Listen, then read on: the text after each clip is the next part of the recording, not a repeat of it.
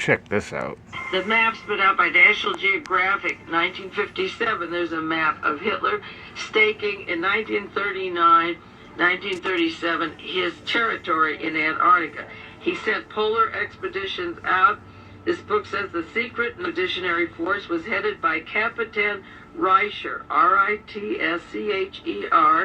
and took place 1937 and 38, their first expeditions. Added to the credence to these bases are the remarks of Mr. von Ribbentrop, this book says, at the outbreak of the war, World War II, in accordance with Germany's long-range political strategy, we have taken into firm possession the Antarctic area called the New Swabia, and it will be and ensure a safe retreat in case of necessity. And this book has maps of the Byrd expedition going down after the war.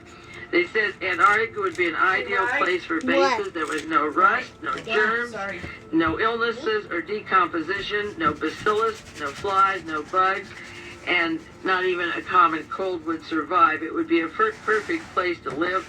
Well, when Admiral Byrd got home, he was met by James Forrestal, the Secretary of Defense.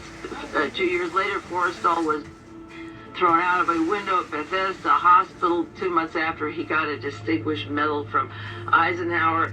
Forrestal was with Admiral Byrd on consultations. Byrd went down to see if Eisenhower and the Russians were correct that Adolf Hitler was down in Antarctica building secret weapons and so forth. All of the papers of Admiral Byrd are locked up top secret to this day. They're not available of what he saw, and right after he was met by Forrestal, shortly after that, Forrestal was, and I'll give you the references on some of the books on the death of Forrestal and the meeting with Admiral Byrd.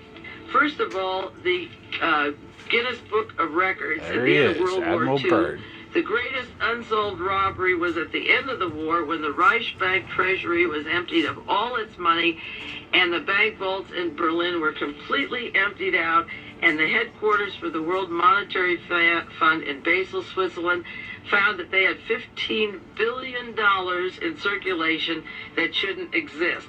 There was forged money. The code name was Operation Bernhardt. There were expert forgers.